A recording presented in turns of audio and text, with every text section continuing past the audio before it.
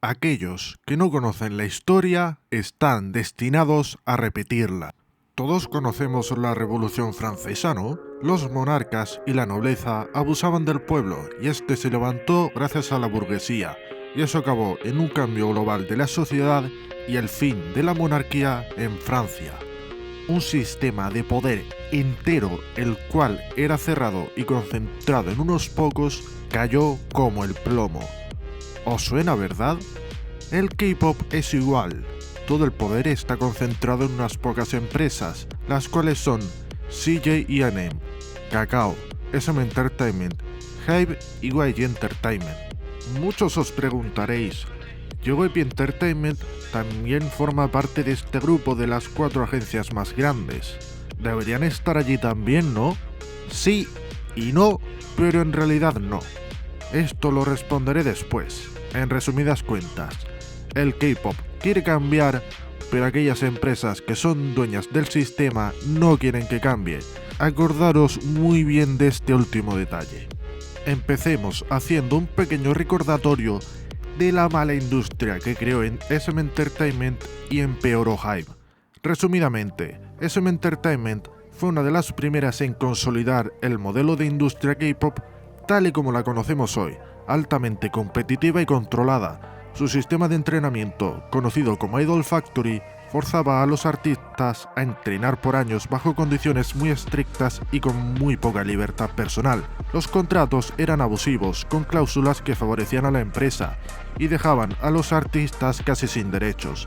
El resultado, artistas que lo dieron todo pero todo y terminaron pagando un precio altísimo, como Jonghyun y Sully, cuyos suicidios fueron minimizados para proteger la imagen de la empresa. Además, SM Entertainment, gracias al cerebro de Lee Soo-man, empezó a formar alianzas con medios, distribuidoras como Dreamers Company y apps como Bubble, DRU, donde curiosamente SM Entertainment y JYP Entertainment son los mayores accionistas, pero sigue siendo filial de SM.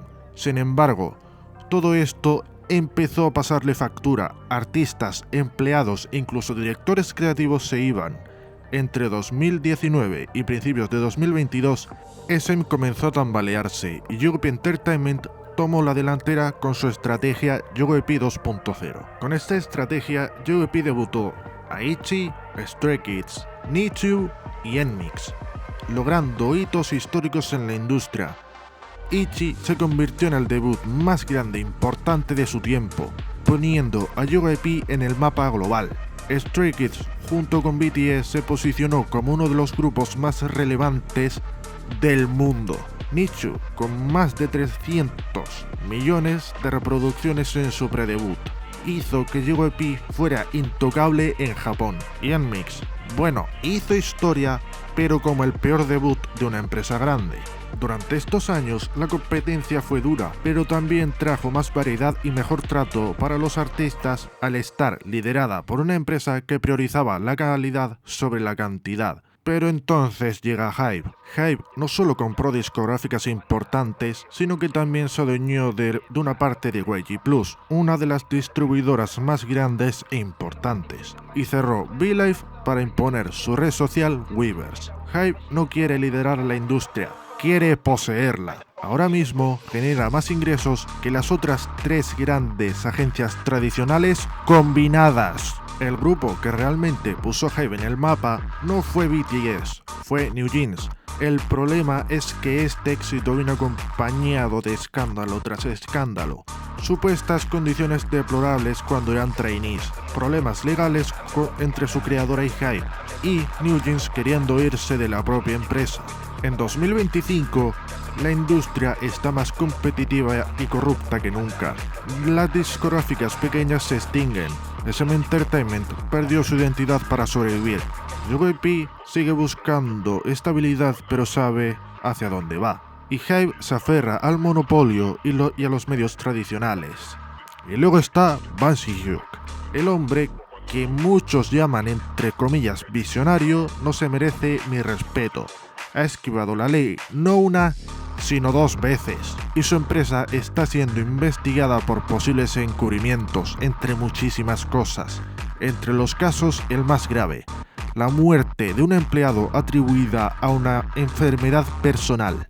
¿Qué dijeron al respecto en la Asamblea Nacional los que estaban allí?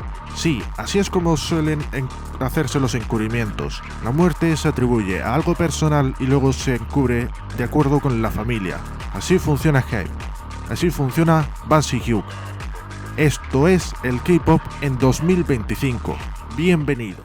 ¿Os creéis que las empresas pequeñas apoyan un sistema que las mata? ¿Creéis que empresas como KQ Entertainment, la cual tiene a grupos como Seekers y 80s, quiere mantener este sistema? Son las primeras que quieren que el K-pop cambie. No incluí en empresas dueñas del sistema a JYP Entertainment porque son grandes como agencia de música y entretenimiento, pero no es dueña de parte del sistema como tal. No tienen grandes alianzas con medios de comunicación, no tienen gran participación en empresas de distribución, solo en Dear You porque fue una muy buena oportunidad para Babel y haberse gastado $2.1 millones en comprar el 20% de Eden Entertainment, y porque es la discográfica del antiguo vicepresidente de la empresa, el cual conoce cómo funciona JYP completamente. Más allá de esto, JYP Entertainment a nivel de poder en el sistema no es tan importante, pero esta es su ventaja al priorizar el trato hacia sus artistas. Hago una pausa. Sé que han abusado de Bicha antes de que debutasen, y honestamente, sin enrollarme, ya seas Jungwook, el CEO y presidente de JYP Entertainment, o Park Jin-young, mayor accionista y director creativo ejecutivo, encárgate de JYP USA. Encuentra a todo hijo de puta, con perdón del insulto, que haya permitido y hecho un trato humano tan criminal, despide a quien tengas que despedir, mete a la cárcel a todo quien haya que meter en la cárcel, ciérrale la boca en público a tu sucursal de Estados Unidos y cierra esa filial hasta solucionar el problema, porque con algo tan putamente asqueroso, si no lo solucionas a favor de Keiji y Bicha, siendo ejecutivo de JYP Entertainment, eres un criminal también, sobre todo tú, Jay Park. Si quieres que el K-pop cambie, empieza por tu maldita empresa. Gente fue a la cárcel de por vida por menos. Volviendo al vídeo, fuera de esto, JYP Entertainment no quiere la industria de ahora, siempre ha promocionado algo más sano. En específico, el problema de esta empresa seguramente es mantener a gente que no deberían mantener por ser gente que lleva mucho tiempo trabajando para la empresa, pero en general solo se han adaptado a las normas que si no cumplen caen, desde idols, trabajadores detrás de escenas, empresas e incluso creo que el propio gobierno quieren que el K-pop cambie, porque está cayendo y es insostenible. Los únicos que no quieren que cambie son aquellas empresas y personas propietarias del sistema. ¿Queréis ejemplos? KQ no dando opinión sobre la tiradera de Hongjoong a Banshee Hyuk. JYP Entertainment empieza a no importarle mucho los estándares de belleza, siendo la única de las empresas grandes que no envía a sus idols a por el más mínimo retoque. Los premios que no sean de CJ&M han sido muchísimo más neutrales sin favorecer a un grupo cuyo debut fue un fracaso. Sí, hablo de Mouth, bajo de Black Label, empresa de un oportunista que se quiere ir de YG pero necesita el dinero de Blackpink y quiere la influencia de Hype. ¿Por qué incluye a YG? Fácil, porque vieron el dinero que generaron con Blackpink y cuando hacían Baby Monster dijeron: pues sí que nos será rentable tratar a nuestros artistas como productos de teletienda en vez de música, y quieren ser el segundo JYP Entertainment.